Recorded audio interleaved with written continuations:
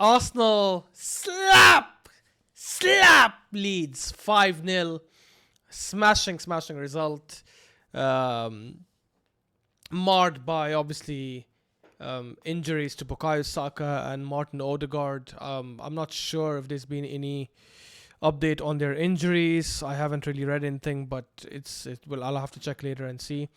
Um, yeah, look, fantastic result. I think the first half for me, I said it. I was on T's stream, and I said I don't think it was a good enough first half. I don't think we played that well. Yes, we got the 2 goals. We were winning 2-0, but to be honest, if it wasn't for the set piece goal, would we have been that comfortable later? I think it would have taken us a bit of time to break teams down, to break Leeds down. That second goal was amazing, though. Incredible through ball. Oh, not incredible, but a very good through ball by Timber. And Saka just smashes it with his right foot. Let me just quickly touch on this first before I go on some of the other positives. I've said it last season. I said it on different channels. I've said it here as well, I think. For me, I'm going to say this. I think Timber is the best right back in the league. And I promise you this is not reactionary. It is not just me saying it now out of nowhere. I've said it like from last season that I think he is the best right back.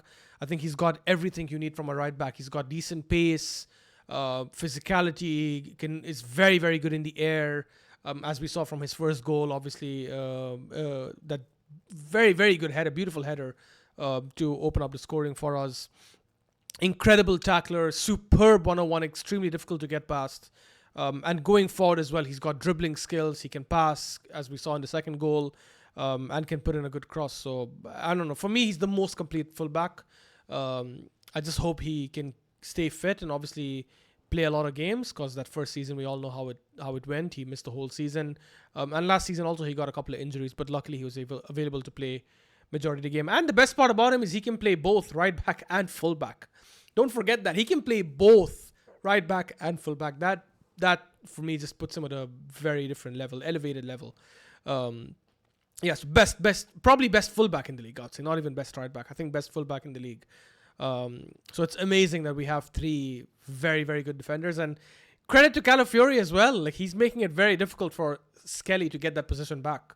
I think he's looking like he's trying to make that position his, which won't be easy because obviously Skelly is also really good. But yeah, he's been defending well, in my opinion, a bit better than what we saw last season. And going forward, he's a big goal threat. And he can do the overlap as well, which is massive. We'll need that overlap when Eze starts taking that left wing. Yeah, but fantastic performance overall from the whole team. Look, I got into discussion or debate on this on the football terrace about Odegaard. I think for me personally, if you watched the stream with T, like every time Odegaard was doing something good, T and I were like praising him for it. I think he had a good game before the injury. People will say, oh, he's not breaking teams enough, but a lot of the complaints people had about him before, like, are things that he, in my opinion, he's clearly like working on. He's doing a lot better there. Like, he's taking shots where back then he would always look for a pass that probably doesn't end in a dangerous attack.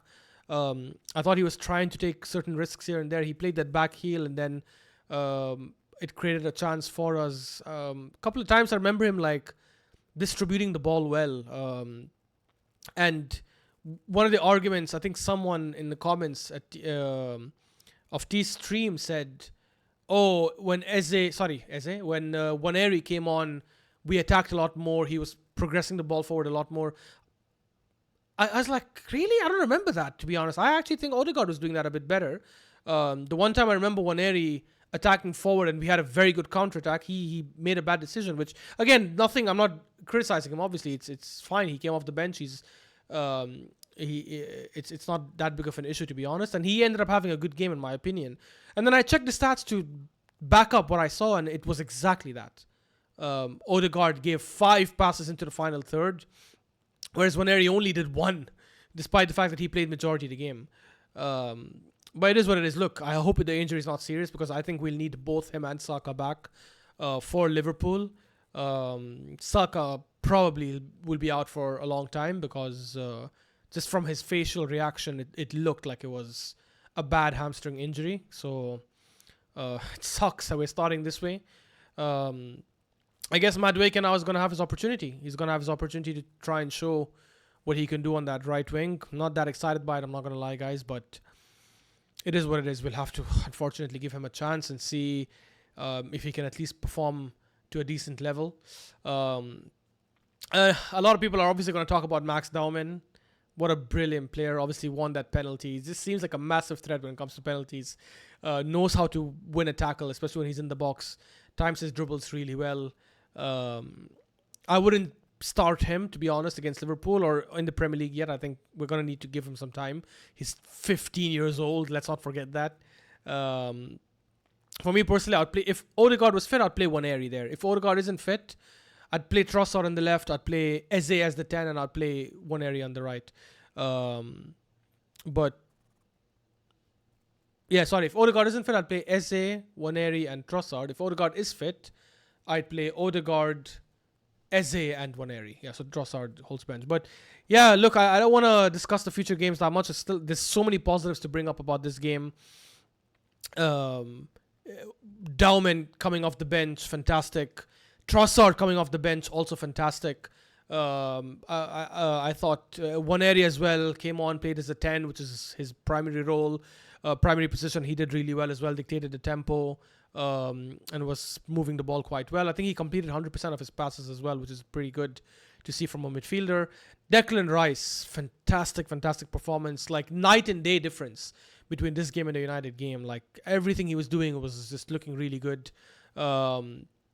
That corner, like people need to give credit to Declan Rice a lot more than what they do for the corners, because they'll talk about our set piece coach, Jover obviously, and Gabriel with the headers, and the centre backs when they win the aerial threats, the aerial balls, and they have a shot on target through these headers. These set pieces would not be possible if it wasn't for Declan Rice. And I said this on the Football Terrace, and I'll say it again, like, other teams can try to replicate what we do, like have players at the back post, make late run-ins, try to like stand in front of the keeper, all that kind of stuff. They're not going to be able to replicate our set pieces because they don't have Declan Rice.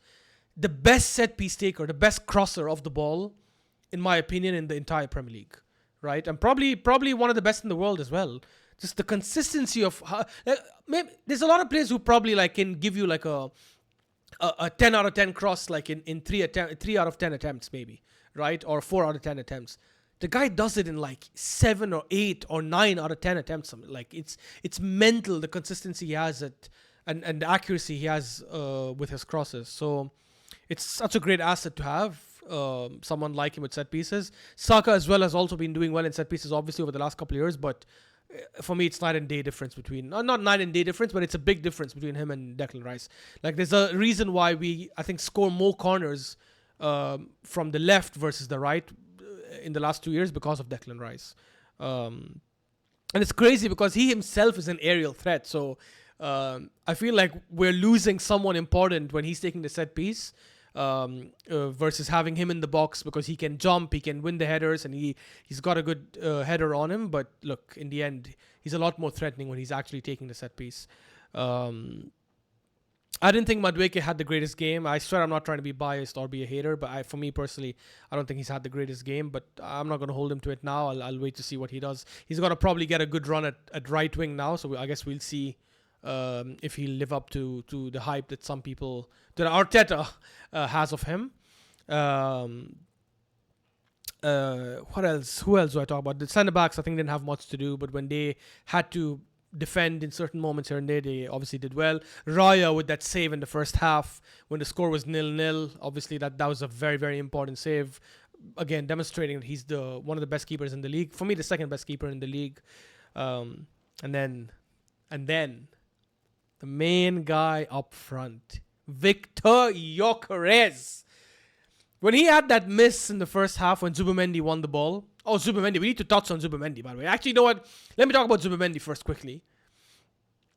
I said this on T-Stream. I was like, I don't think Zubimendi is a needle mover for us, simply because Partey for me was our best midfielder last season.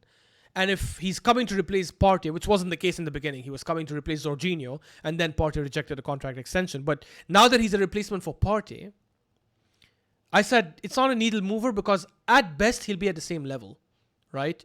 And that's assuming he settles in, which he might not. I don't think he would settle in that quick. And I'm still not going to say he's settled in because it's going to take like at least 10, 15 games for me to say, yes, he has settled in. I don't want to be reactionary that way. But if he plays 80 or 90% of the games he plays in the Premier League this season, the way he played against Leeds, we upgraded on Partey.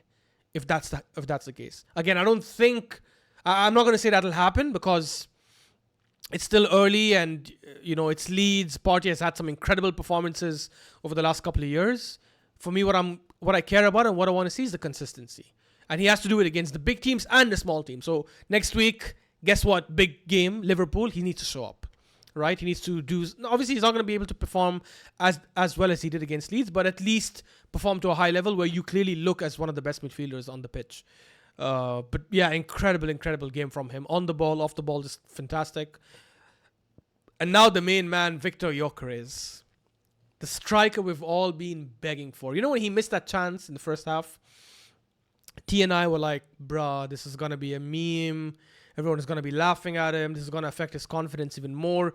He needs to score a brace to make this up. And Lord behold, he scored a brace. The guy went and scored a brace. That first goal. I can't wait till I have that video. I can't wait for Tuesday. Right? Catch me on Judge Mo's channel because the crap him, Staffy and others were spewing, I think Hussam as well, saying Havertz is technically better than Gyokeres. You think Havertz would have ever scored this goal that Gyokeres scored? Run with the ball the way he did from the left, dribble past two players and take that shot? Bruh. That's the number 9 we've been screaming for. That's the number 9 we've been dying to get. Someone who cannot just do the link up and hold up and all that stuff, which, is not good enough. Someone who can actually also score goals, who can finish chances, who can create something out of nothing, which is exactly what he did in that goal. And then the penalty, I was so nervous, to be honest, even though I know he's got a very good penalty record. But I was worried that if he misses it, that goal he scored, suddenly now the focus becomes on, okay, he scored a very good goal, but then he missed a very good chance and squandered a penalty, but he just blasted that in on the left. His left bottom corner, the keeper's right bottom corner, send the keeper the wrong way. Again, just clear demonstration of why he's going to be our number 1 penalty taker this season. Fantastic game by him. I'm glad that he got that brace. It's very, very important, to be honest, moving forward. Because look, next week is a very difficult game. Next week is not going to be the same game. I don't think he's going to be having the same type of luck that he had today. He's not going to be able to score the same type of goal against a team like Liverpool. But getting a brace ahead of such a big match so early in the season, I think it definitely helps with his confidence. So hopefully he can show us something similar at Anfield. But yeah, look, fantastic result. As I said last week, even if we smash Leeds, which is exactly what we did, I was not going to go crazy or overreact and say we are the favourites, we are the best. What I will say, though, is something that I've not, to be honest, denied, and especially since we signed Eze, is I do think we have the best squad in the league now. I think we have the best squad in the league, in my opinion. Yes, of course, Liverpool and City are right up there with us as well, and I don't think there's a gap between any of us. I think it's very close. When I just look at our team versus Liverpool and City, I think it's funny to say this now, but we have better depth in attack, in my opinion. We went from having a front three of Saka, Havertz, and Martinelli to a front three now of Saka, Gyokeres, and Eze, who's going to be probably playing on the left wing for majority of the games.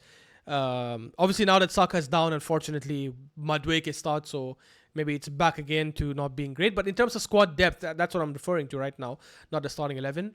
If you look at that front three, and then you look at the players we have on the bench. So I don't rate Madueke, but maybe as a squad player, he's okay, I guess. I don't know. Trossard is definitely a good bench player to have. Martinelli as well, in my opinion, is a good bench player to have. If we want to inject pace, if we are going to be defending deep and we need someone to come in and just hit teams on the counter, hit the opponents on the counter. Havertz, when he's back as well, that's very good depth to have a striker option like that who can come off the bench, just like what he did against Bilbao when he came off the bench and scored that goal. So when you look at our attack, I don't think any team has our depth in attack with all these names I've just mentioned. Boneri who can also play on the right. Max Dauman, the talent, who can also play on the right, and clearly seems like a big baller at that age as well. Midfield, I don't think we're as good as these two teams, but we still have decent depth. Again, Odegaard came off, and Waneri came on, and we were still able to play fine, and we scored another 3 goals. We've got Zubimendi, we've got Declan Rice, Moreno, who didn't even play today. I don't even know if he was on the bench, to be honest. I don't remember. Max Dauman is originally a 10 who can play there as well. Eze can play as a 10 and as an 8 as well. So we have a Norgard who was injured, was not available today, but again, will probably be back very soon. So that's decent depth in the midfield. I don't think it's as good as City's or Liverpool's, but I think it's better depth than Liverpool, but the quality is not as good as Liverpool in my opinion. But depth-wise, I think it's not as good as City either. And defense, there's no question. Like, we have the best back line, the best starting defense, the best squad depth as well, the best defensive depth in my opinion as well. Imagine having Ben White and Skelly and Mosquera, who look, I'm not gonna talk about him as if I've been watching him every single time, but I think with the pace he has and just decent quality on the ball, I think he's gonna be a good cover, and he can play right back as centre back as well. So we have very good depth, not just in numbers, in my opinion, in quality as well. So long may it continue, and hopefully we end up winning our first Premier League or Champions League this season. First Premier League in 20 years or 21 years, or 22 years, sorry, or first Champions League ever. Like, we have to. That has to be the aim, especially with this kind of quality team that we have. That has to be the aim. And for me, the only way we'll do that is if Arteta plays attacking football in majority of the games this season, because the team can handle defending counter-attacks because of how good our defense is and how good our keeper is. And I think attacking-wise, if we play an expansive game, we can rip a lot of teams apart the way we did tonight. So, great game, and hopefully we see a lot more of this. Don't forget to drop a like and subscribe, guys, and share the video, and I'll see you guys on the next one.